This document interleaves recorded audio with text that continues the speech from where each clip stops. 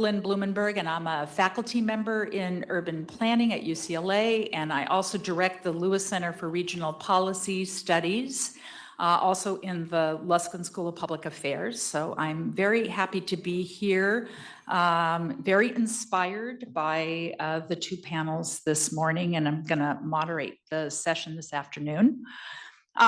So this morning, for those of you who are here, we heard about the need to bring about change in the ways that we think about and we plan for both housing and transportation. And our speakers provided a number of very inspiring examples of programs, the nuts and bolts of how we might go about doing this.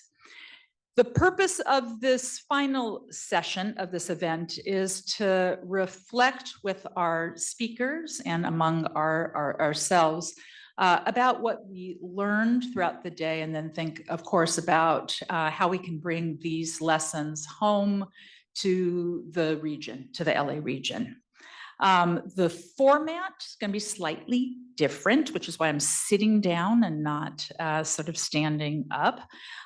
We have a terrific panel of elected officials, and I'm going to very briefly introduce them in a minute.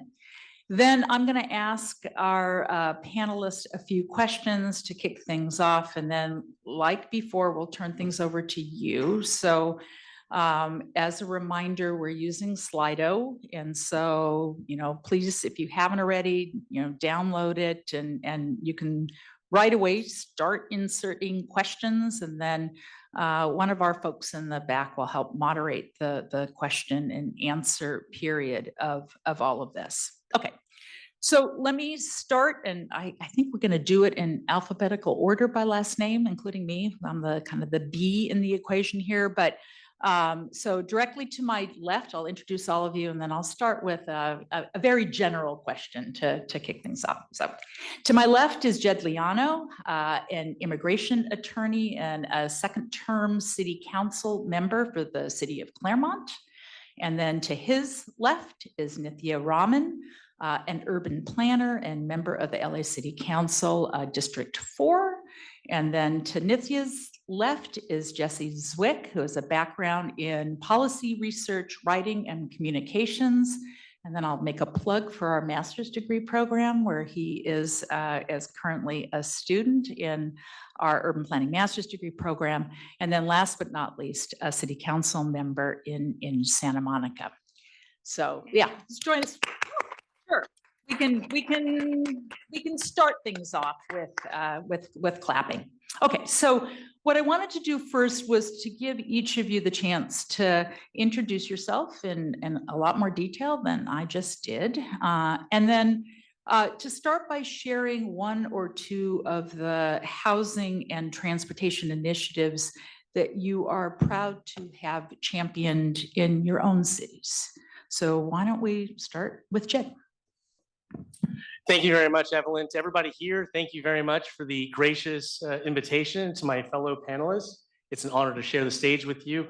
My name is Jed Leano, and I'm on the Claremont City Council. By trade, I'm an immigration attorney as of on Friday, starting a new career now, going into public policy, working for the Inner City Law Center, represented here today by earlier speaker, Madi Manji. Everyone give Madi a hand.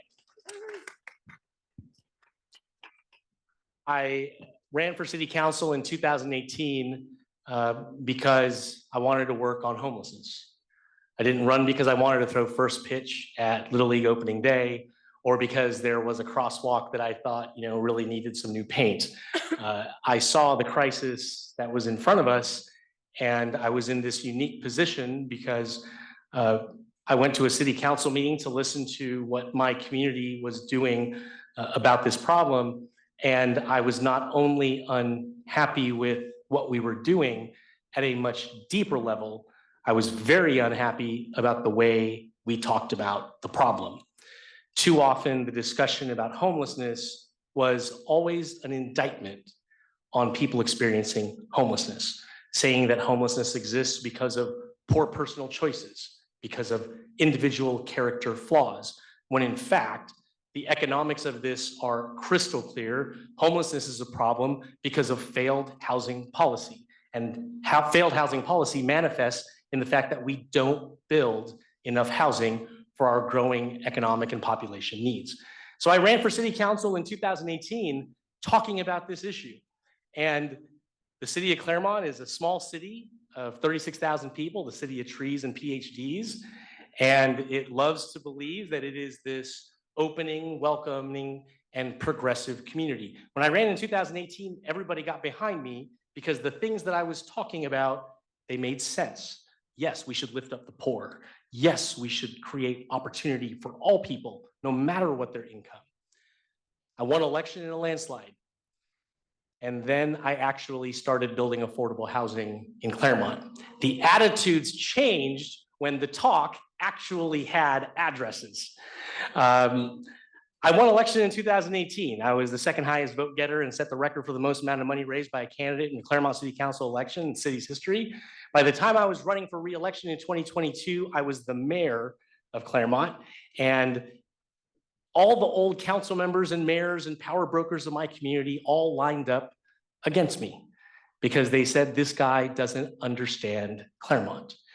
And by the time that I was running for re-election, trying to win again, all of those power brokers had hand-selected a candidate to run against me. And I kid you not, his slogan was "Keep Claremont, Claremont." That was his slogan. In the middle of the 2022 election, I was campaigning night and day to win re-election, and I took one day off of that campaign, and it was October of 2022, and that was to speak to the UCLA Arrowhead Symposium. So if some of you are here tonight, you were my only trip outside the city, and you all deserved it. I want to tell you that the challenges of building housing at a local level are immense. They're not immense because of bureaucracy. They're not immense because of a lack of capacity administratively or financially. They are immense because of a lack of political will. The fact that there is a mathematical housing crisis is not an accepted fact inside city council chambers. And if you want to effect change to make something happen at a local level, the very first thing that you have to do is you have to say those words. We don't build enough housing. You have to prove the math and prove that it is real. And unfortunately, that math is still beyond the belief system of local government right now. So at a local level, I'm fighting to change not only what we build and how we do it, but I'm also just trying to change how we talk about the problem. Homelessness does not exist because a person on the street made poor choices. All of us make poor choices. Homelessness exists because we in the state of California simply do not build enough housing. That's what I'm trying to change, and I'm happy to share some of these stories with all of you today. Thank you for having me. Hard to follow that.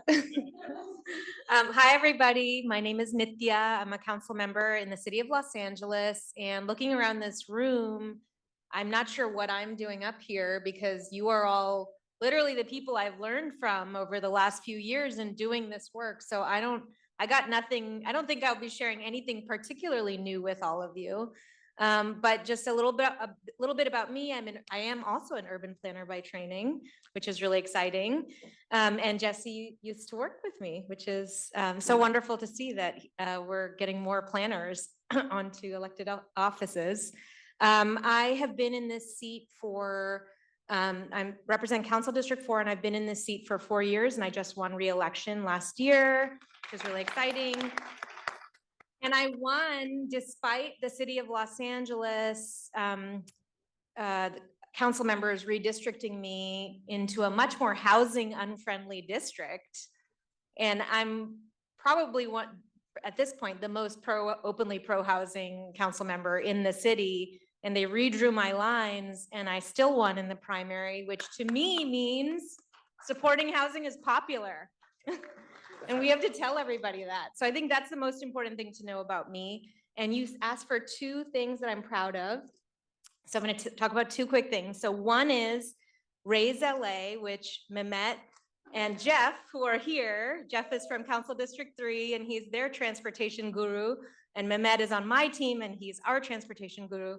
And they came up with this way of building more bus shelters and funding more bus shelters in the city of Los Angeles by making sure that the advertising revenue from new bus shelters went directly back into building more bus shelters. And that happened for the first time in the city of LA, that there was a clear revenue stream for bus shelters. And although that program has been stalled by a lawsuit, which is a statement you could say about so much in Los Angeles, it is a remarkable program. And once we get over that lawsuit hump, their contribution to the city of Los Angeles will be visible at every bus stop across the city. So I wanted to just give them a huge round of applause. And then for housing, I'm really excited about actually something I lost, a fight I lost on the city council floor, which was last year, at the end of the year, when we were passing our new CHIP ordinance, which is our rezoning ordinance that effectuated the housing element in our city. I pushed for increased density, not across every single family neighborhood, but across some that fell within a certain radius of transit networks and met certain other criteria. And that effort failed. But we got 5 out of 15 members to vote for it. So a third of the city council voted for more density in LA that wasn't absolutely mandated by the state, which is a huge win. And not only did we do that, we had an incredible coalition of people stepping up and testifying that this kind of density was so important for Los Angeles. And so many of the people who were testifying were actually coming from the renters' rights world. Because in the city of Los Angeles, unlike in other places where housing movements have battled against tenants' rights advocacy, here in LA, because of our city's commitment to tenants' rights, we passed an incredible expansion of protections at the beginning of 2023 that was fought for by tenants' rights groups across the entire city.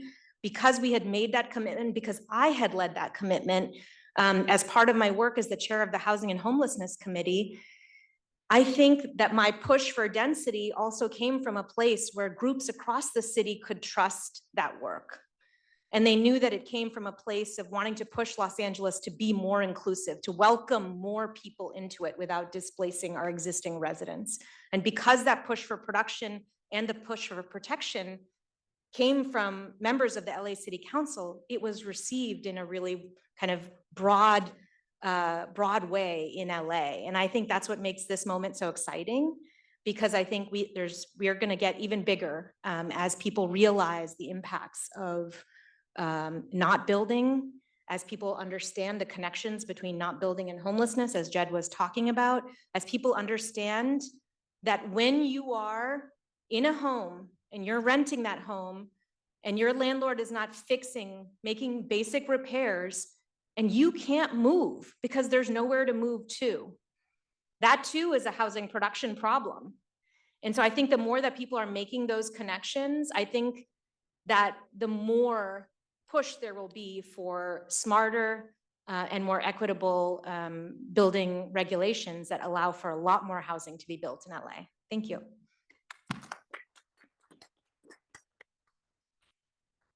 Well, hi everyone. I'm Jesse Zwick, and I'm just happy to be on a panel with 2 of my heroes, Jed and Nithya. As was mentioned, I got my start in politics here in large part thanks to Nithya. We were both residents in Silver Lake at the time, Silver Lake neighborhood of Los Angeles, who cared about the homelessness crisis that was unfolding in that community. And I joined a coalition of neighbors that was going out on the weekend and providing water bottles, granola bars, making connections, building relationships, and ultimately trying to connect our unhoused neighbor to city services and county services that they were disconnected from. And it was really through that work that I first got my window, much like Jed said, into this broader apparatus, first opened my eyes to the sort of broader land use issues in the city and how they connected to this crisis that was unfolding in every neighborhood in our city. I was really excited to work on Nithya's campaign in 2020 and help get her elected. And it was through that work and through some other work I did with Councilmember Mike Bonin that I really came to witness, I think, not only was it incredibly exciting highs and victories, like winning the most votes ever in city council history in Nithya's first election, but also then getting to experience all the negativity and blowback and anger and deep amount of toxicity, frankly, that is festering in the greater LA region, in part because of these crises. And what I came to realize is that while I disagreed with many of the policy prescriptions, if not all, of a lot of the people who were pushing recalls up and down the state and otherwise being angry, I completely sympathize with the fact that people are angry because things are broken. And it made me believe personally that until, much like Jed said, the policy answers here for the most part aren't mysteries. The challenge is the political will. And it made me believe that unless we have more people running on openly pro-housing, pro-transportation platforms and winning on that message, you're not going to see real progress on these issues. So when I moved back to Santa Monica, which is where I grew up, I decided to do it there. I tuned into my local council meetings at the time, and they were in the process of formulating their 2020 or 6 cycle housing element as it is now. And I think half the council was talking about how they could produce some vaporware proposal that would not lead to any new housing. And the other half was arguing that they should sue the state and not do anything. And that was the condition in my hometown. And it just made me really angry. And it said, okay, I'm going to run and see if I can cobble together a popular coalition of people who feel differently. And I was able to. In terms of the last couple of years on council, I was just talking to someone, the ship of state moves slowly. You have to narrow your focus and hope to just get a few things across the finish line. But I am really encouraged by the few of the things that we worked on. Santa Monica has already done a comprehensive rezoning as part of the implementation of its 6 cycle housing element, which got a lot better after it was first decertified and a bunch of builder's remedy projects came to town. And that included some pretty substantial upzoning of all of our commercial corridors across the city with no incentive program, no strings attached, just straight upzoning, which I think is pretty rare among any of the cities across the state. We simultaneously moved to an entirely administrative approval process for all housing projects throughout the city. So none of them are subject to CEQA or other things like that, so long as they conform with our zoning code. We've played no role in approving any housing projects in the city as a city council member, and as Nithya and I would talk about, that's how we like it. We want to set the rules and not have people handing us bags of money to get things approved. And Nope, just to be clear, no one has given me a bag. And then on the transportation side, I really came to realize that Santa Monica is known for a lot of great bike and mobility improvements, infrastructure and otherwise, but that we were entirely, at least at this stage in our history, 100% dependent on state grants and other sources of outside funding to do that necessary infrastructure work. We did not have that budgeted in any way in our local budget, and I felt like we needed a source of revenue that wouldn't just be reliant on these grants. So I put, we're working in tandem with local advocates. I put a 8% increase to our parking facilities tax on the budget. I'm sorry, on the ballot in 2022. All the pollsters working for the city said there was no chance that this would pass. I forced it onto the ballot anyway, and we ended up passing with 74% of the vote to get this new dedicated stream of revenue for mobility improvements, which I'm excited to start allocating. Finally, I'm recently now also serving as chair of the West Side Council of Governments, West Side City's Council of Governments. And through that work, we're really hoping to push forward with a lot of interesting design and development work on bus rapid transit lanes throughout the West Side, and trying to get that design and development work done before the Olympics. So we're rushing forward on that. And the first street in Santa Monica that we're hoping to get going for that is Santa Monica Boulevard, and hopefully connecting that all the way through from Ocean Avenue to Beverly Hills. So, and connecting up with what will be the D line, is that right? So that's some of the stuff that I'm working on that I'm excited about, and I'm just really happy to be here. Thank you. Great.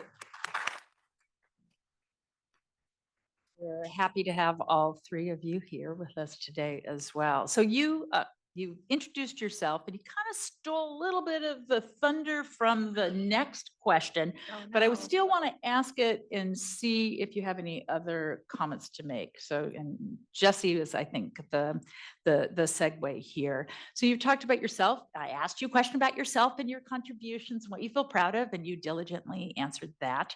And now I'm interested in your thoughts more generally about your city's housing element, housing implementation program.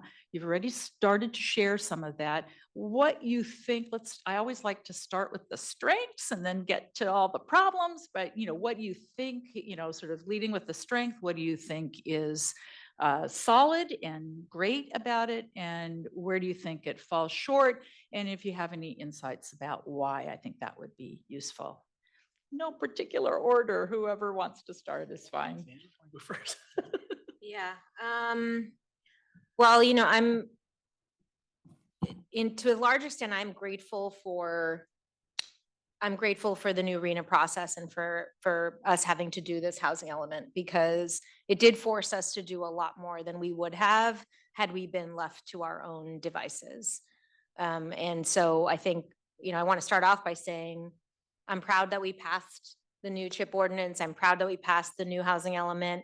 I'm proud that I think more than many other cities that ended up getting dinged by HCD, that we made a real commitment to increasing density in our city and accommodating a lot more people. And that's really exciting. And I feel like through the process of passing it, we had the opportunity to have some really interesting conversations about why new housing is important and how it can really function to really make the future of Los Angeles more resilient. And I thought it was a really exciting opportunity to have those conversations. And I am grateful that we did that.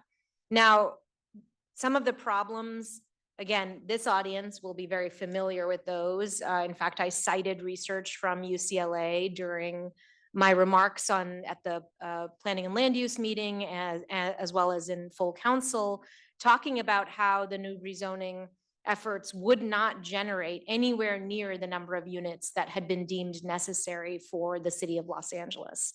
And I think there's a number of reasons why that's the case. Which I think, again, I don't necessarily want to go into those here, but I do think that there are opportunities ahead. So I want to highlight those opportunities. I think we have an opportunity to look at housing production over the next few years within this RENA cycle, to look at whether the new programs are actually generating new units, and then to use our progress or lack of progress towards those goals to potentially go back and push the city to do more. So I think, yes, we passed something, it was exciting, maybe didn't go far enough. But I think we have an opportunity to do more as a result of the housing element and as a result of this statewide conversation that we've been having. So I'm excited about it. I also want to just say that, I've been pretty deep in conversation with people who are trying to build in the city of Los Angeles, and talking about the fact that we can't control interest rates. We can't control the cost of materials. We certainly cannot control these tariffs that are probably going to play further havoc with these costs. But we can control the amount of red tape that we put in front of builders in the city. And so we've introduced a couple of motions, including a citywide self-certification program that the city is moving forward on quickly, much quicker than many other policy recommendations that we've made. And so I think we have an opportunity to say now, in light of the requirements from the housing element, in light of us falling short of our RENA goals, and in light of the fires that have wrought so much devastation across the city, can we now really think about how we can use every tool available to us to push for more housing? And so I think that conversation has also opened up to us in ways that I think, if managed correctly and if we utilize every opportunity, will be very productive. Who'd like to take a stab at it next? Jesse, I'll go for it next, if you don't mind. We got zoned 2,000 housing units in the city of Claremont. It's a real small place, only about 12 square miles, 36,000 residents right now. And our arena number was 1,700 housing units. And to just make sure that we complied with the no net loss requirement, which basically means that if you zone a place for 100 housing units and they only build 70, you have to rezone for 30 somewhere else. So we wanted to add a little buffer to make sure that we were fine within the no net loss laws. So we ended up doing 2,000 units. And what I'm really proud of in the city of Claremont's adopted housing element is that almost half of those units are along major transit. Our major transit, city of Claremont, is our existing Metrolink station and soon to be metro station when the blue line goes all the way past Pomona. And so making a real commitment and not only just zoning housing units near those transit lines, but actually reducing parking requirements so that we can actually create communities where people rethink how they get around, walkable neighborhoods, bikeable neighborhoods, getting to amenities without starting a car. Really proud of that. Where do I think we fell short? I think that we could have done a lot better in reducing parking requirements. They say that when you're in local government, you have to pray to like 3 gods. It's parks, Little League, and parking. And so I really wish that, we had gone a little further in not requiring, these parking minimums. I think we could have, but I just don't think that our council is there yet. I feel like we had to take the political opportunities that we had in front of us. And like most cities, every time we had a proposed map of where housing units would go, some folks complained. And then what did we do as a council to appease those complaints? We said, give us a new idea. And when that new idea came back, new neighbors complained saying, we don't like that idea. And at some point, we had to just say, look, there will not be a plan that doesn't have someone who's really, really mad. So we can either just decide now, or we can just keep sending this back. The funny thing is, because we were indecisive, because we couldn't listen to people who were upset about development being within a few blocks of them, what ended up happening is we got a builder's remedy project. And there ended up being this massive development in a vacant lot that was owned by a school district that would have never been developed, would have never been approved for development if the builder's remedy weren't in effect. So I wish we could have done more on reducing parking minimums.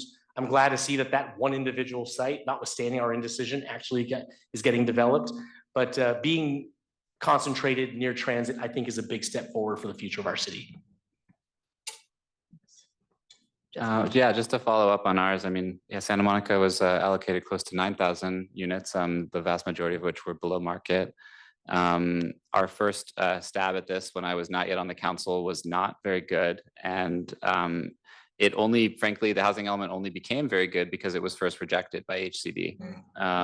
And I think the new one, as I mentioned, is much stronger. It featured really ambitious upzoning on all of our commercial corridors throughout the city, in addition to another number of other programs, including the administrative approval process that I mentioned for all new housing projects.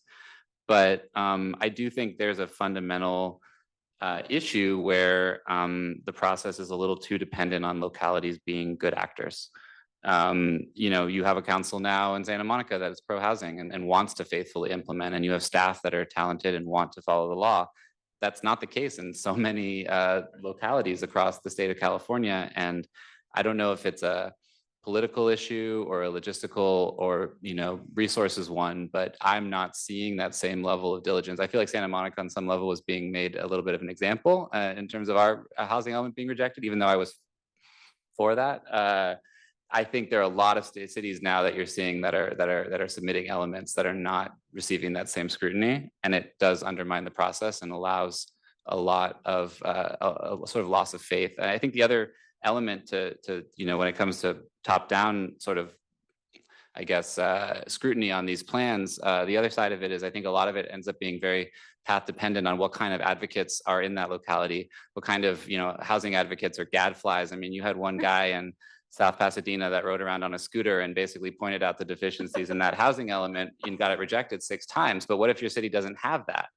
And I think that that's a problem if we're going to have to rely on advocates like that just to make sure that the law is actually enforced. And I'm not sure fully the answer, but it is something that worries me about the process. As I mentioned, Hand Up Santa Monica now has a pretty good housing element. It's great to have these goals in there, as Councilmember Raman mentioned, where we can now go back to them and say, look, we're not meeting them. We need to get more ambitious. We need to reevaluate as we go through this cycle. I think the last thing that I think a lot of people have mentioned about housing elements that are a little bit tough is that, you know, it's ultimately gauging cities on how much they permit, not how much they build. And at least in a city like Santa Monica that has done a lot of rezoning, we've seen permits come in for close to 4.5 and what will eventually be around 6,000 new housing units have just been permitted in the last 2 years or 3 years. None of them have broken ground. And it's unclear when, if ever, they will in the next few years. So if they're just on paper, that's a problem too. And that does speak to the issue of cost and having to focus not just on zone capacity, but the cost of building as something to also think about. So that's not a panacea. The last thing that Santa Monica has always done well, I think, on encouraging production of below market units, protecting renters. These are all things that we continue to do well. The one side of our housing element that I feel is really lacking is our affirmatively furthering fair housing requirement.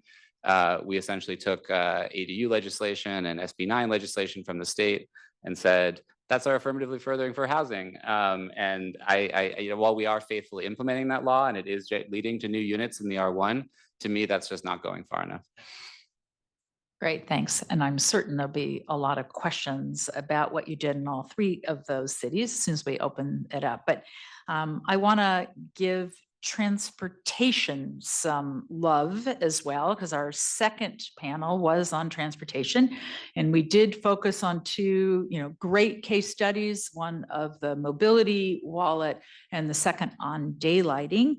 And so I'm interested in your thoughts about these as potential opportunities. We do have the mobility wallet here in the city of Los Angeles, but the region now, the county. I'm interested in your thoughts about these approaches, and then also if you have any other transportation sort of programs that you think might be transformative for your city or the region. So, is that too big? You can tackle part of it.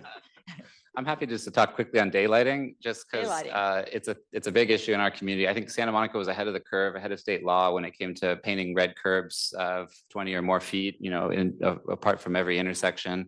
The thing that I've really noticed when it comes to the law, though, is its enforcement.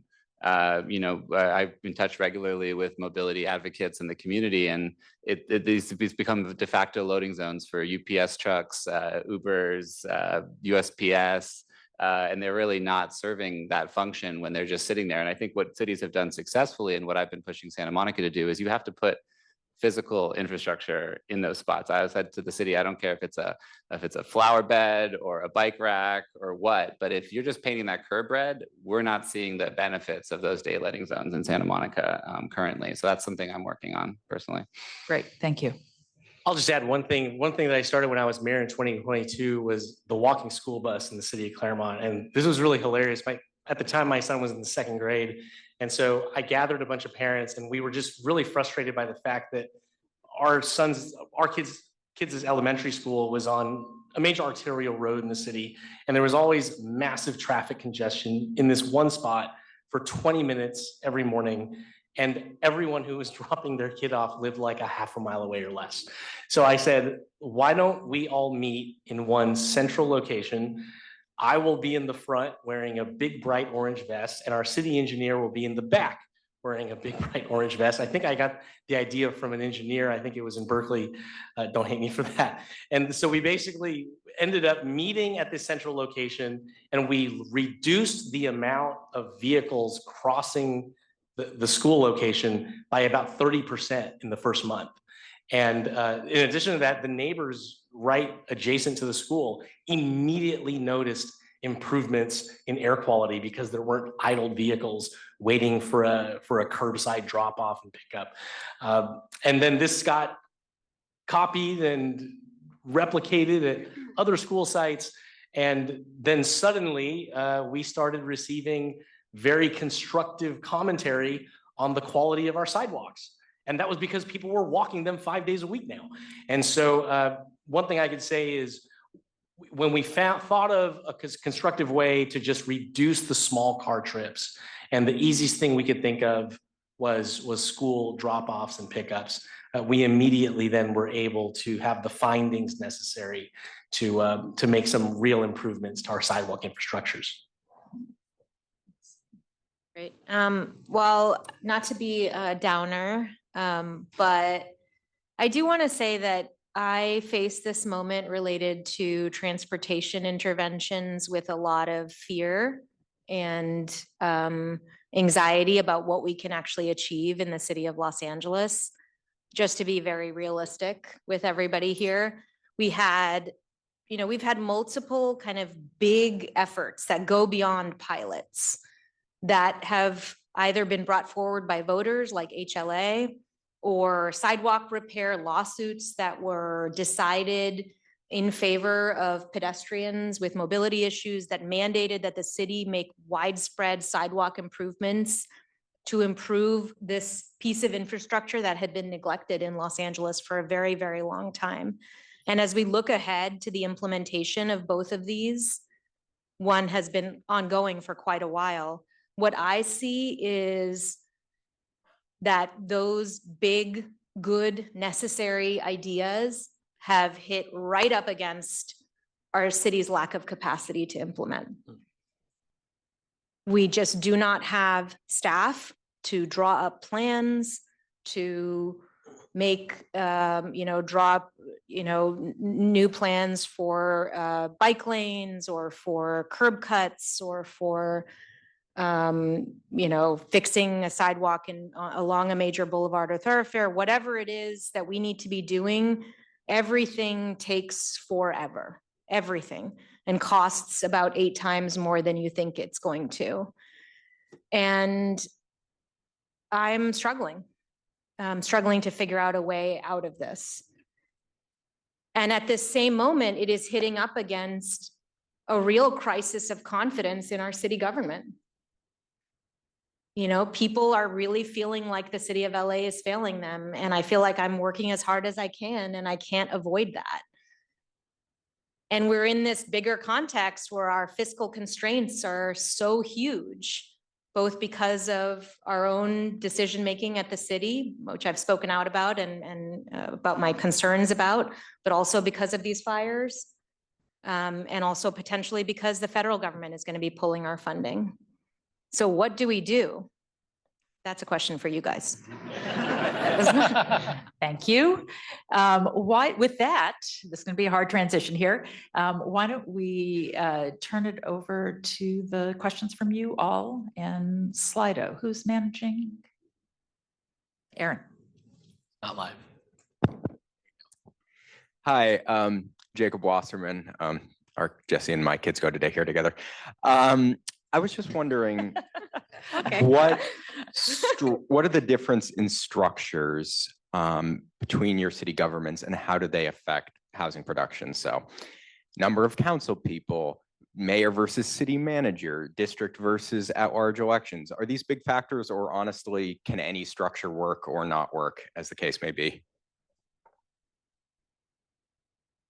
I can kick that off as the resident small city representative here. And I just want to tell you that anytime an agency wants to avoid a difficult political question, they always have the blanket of, we don't have the ability to handle that problem because our planning department is X number of people. Our engineering department is X number of engineers. And in some level, a lot of those issues are really sincere. We have staffs that work till 7 p.m. at night. They go on council meeting evenings. They go way longer because they have to be on call to answer our questions. I feel like, though, we have to be comfortable calling out that excuse because there are things that we have to do. I think the very easy answer to questions about can we make some sort of change and implement some sort of progress is that just because you didn't do it before doesn't mean that you can't do it now. But unfortunately, small governments, when we're talking small cities, 50,000 or less, there tends to be a very common talking point that we can only handle your very base municipal services. Keep the lights on, keep the police and law enforcement out, keeping the community safe, doing very basic infrastructure, sewage, and then that's it. And here's our budget. Look, we don't have any more money and we can't have a conversation about revenue. Small cities fall into that trap all the time. And it frankly limits the ability to think bigger and say, why can't we do X, Y, or Z? Now, do I believe that a lot of these problems are purely political? No. I think that even if we had the political will, there probably is some fundamental, realistic limit to our capacity. But we cannot allow that to be the reason why we don't make improvements.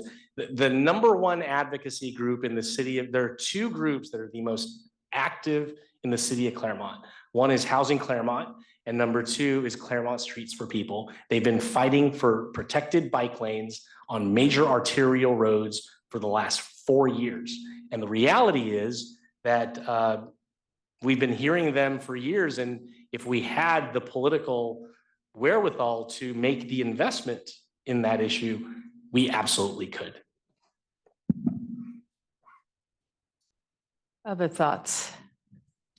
Go ahead. I would just say, I mean, Jed brings up an interesting question about, I think apart from just what kind of government, how many governments and what size should they be? And I know that, LA is famous for its fractionalized jurisdictions and overlapping authorities. And I think that is a challenge. I think at the best case scenario, when I think about Santa Monica, I think that the same way that states have sometimes been laboratories of democracy, the value is, as a small city, that there are opportunities to, there's lower barriers of entry for someone to get onto a city council and propose an idea and demonstrate that something can work maybe for across the entire region. I think at the worst, it's just an added layer of complication where resources are spread further thin.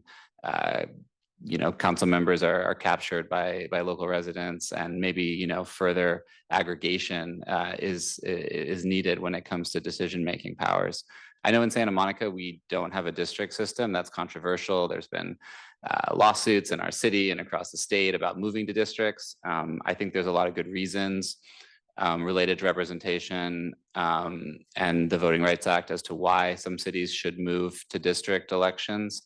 But I also know that as someone who's a housing advocate, there is also research that shows that cities with districts produce less housing. And I think it has to do with the fact that representatives represent a very specific part of their city and are in some ways tasked with defending it, for lack of a better word, when it comes to issues like this. And not having districts, I think, does allow me to be a little more cosmopolitan when I think about how to address these issues citywide. I think there's also been calls in Santa Monica for a stronger mayor.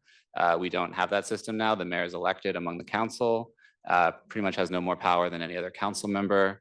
I do think when I hear Councilmember Raman talk about some of these limitations and this broader question of how everything costs so much, that I am of the opinion that a lot of these barriers, while they are real, and trust me, Santa Monica is in deep fiscal trouble as well, I do believe that a lot of the barriers that we face when it comes to getting projects done are self-imposed. Are costs that we layer onto ourselves in the form of process and studies and outreach and other things that, frankly, I really think that we need to be doing a better job getting out of our own way. And I do think that perhaps a city with a stronger, essentially executive position might be more equipped to say this is the priority and that everything else is going to be sort of subservient to that, and that it might be a little more difficult without that.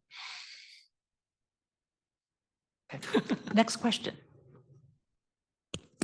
All right, I'm going to synthesize a few questions here that touch on the Los Angeles fires and the Altadena fires. How can we balance the need for new housing in transit-rich and environmentally friendly locations while affirmatively furthering fair housing, yet also allowing these long-term communities to rebuild and return, hopefully in a resilient manner? What does this mean for rebuilding in the fire-affected communities as well as outside of those communities? Nice small question too. Well, yeah, I can provide a little bit of an answer to that. I think one of the interesting things for me in this moment is trying to think through how we can support effective rebuilding in the Palisades Altadena is in county, not city, so how we can support effective rebuilding in the Palisades, but use that support to actually improve processes in the rest of the city. And so to me, that looks like looking at the housing approvals process for single family homes and talking about how long it takes to go from beginning to end. And it takes a very, very long time in the city of LA. You're still asked to do a lot of those, get a lot of those clearances with paper, with a paper checklist. You still have to submit a lot of things to different departments separately. There's no single point of submission. There is no metrics in the city through which changes in these processes and reducing timelines are really monitored.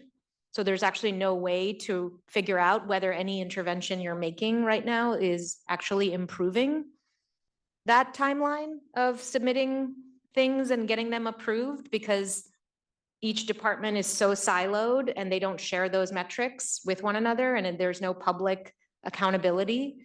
But what better moment than now, when thousands of people are begging to rebuild, than to demand this from our departments and to push this forward? What more urgent moment than now to have this conversation in a way that encompasses the entire city? So, maybe there's a way to push this forward now that really supports everybody, encourages them to figure out, those in the Palisades who are wanting to rebuild, to be able to do that, but also using those lessons to change fundamentally how approvals are given in the rest of the city. Right. When we take another question. Yeah. Yeah, the next question is from Sarinya. Sarinya, if you want to ask that.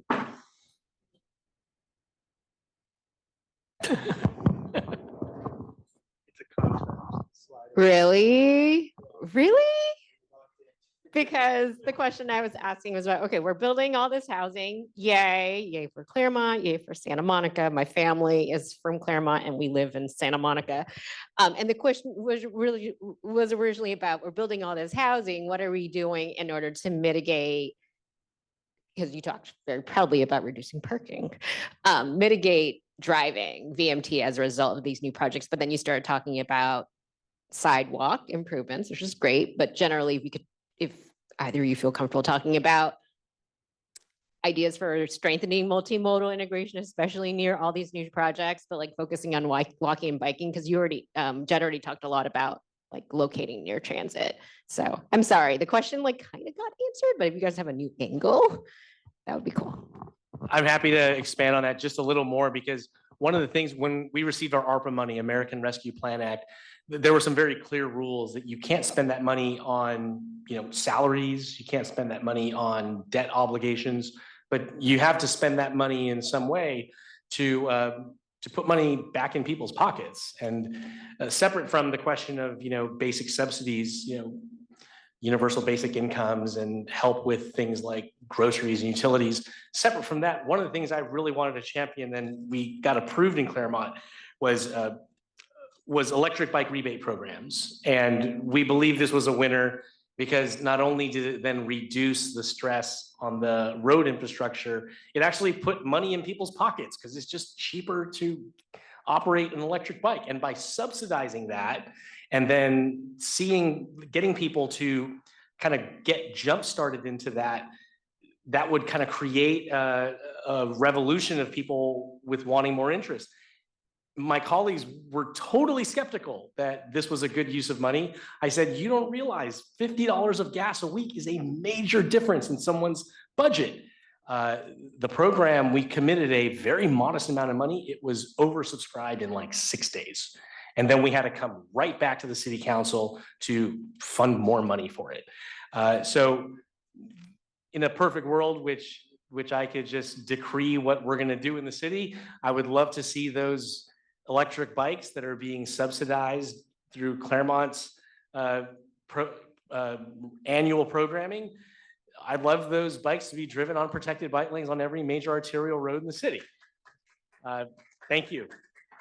The thing is, we in order to address that, we have to answer people's questions about where they're going to park their cars and how Amazon delivery drivers are going to be able to have curbside access to their front porch. And I don't say that to minimize it.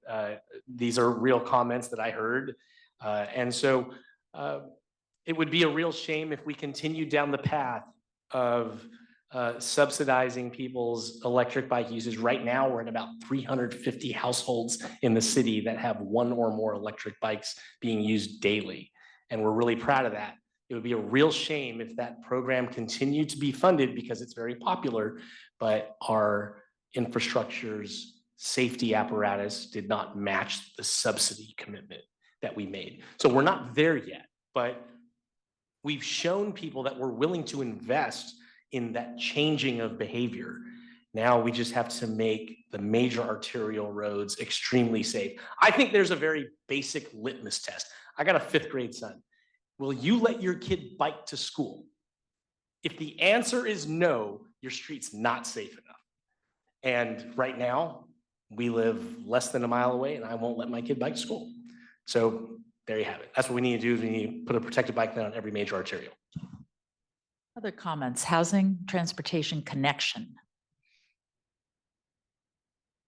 I would just say that, I think it's very location dependent. I personally, while I'm never going to be satisfied with the infrastructure that we have in Santa Monica, do believe that there's no amount of housing that we shouldn't be building there, in part because of our incredible network of mobility options, whether that be walking, biking, Big Blue Bus, or the Metro. And I just think that when it comes to areas that can really support a car light lifestyle, I have an e-bike, I bike everywhere with my son. I see what's wrong from doing that. When you have a part of LA County that naturally already can sort of support that, that's where we got to be putting more housing. We have to play to our strengths. I want to rebuild in all the fire areas and I want density everywhere. But obviously the first place we want to be putting more density are places where we have that sort of natural advantage and capacity. And I think Santa Monica is a perfect example of a city that can support a car light lifestyle. I have a family with 2 kids. We have 1 car and we can make it work because of that infrastructure. I want to make that possible for everyone in our city. And I think the number one way to help transition that in Santa Monica is to allow more people to have access to that kind of lifestyle.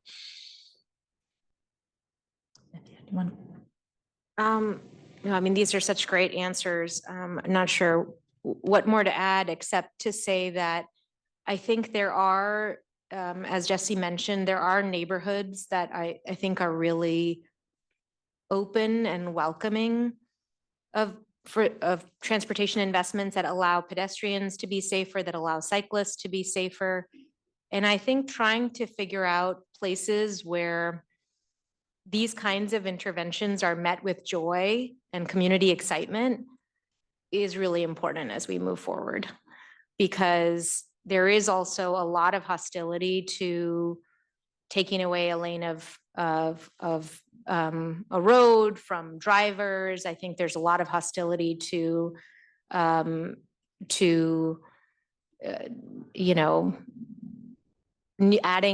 down cars at any level. And you don't, just as like on a personal level, as a human, I don't always want to be battling. I want to also celebrate with my community. And I want cities to be able to celebrate with their communities. And so also being strategic about these kinds of interventions and really putting them in places where community members are ready to celebrate with you. I think that is also something that we should think about just as elected officials and people who work with transportation departments to try and achieve these really big, ambitious, and exciting goals. Because there is also a very real possibility of a backlash.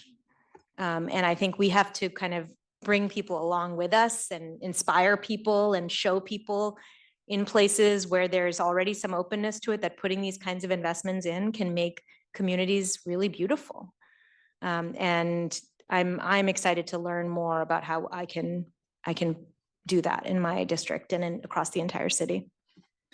So that's a great way to close out this panel. So I want to I want to thank the three of you for participating and for your candid comments. We're going to do a round of applause, but really thank you for your commitment and leadership in your respective cities and the region. So let's give them a round of applause. Thank you, Evelyn. Thank you very much.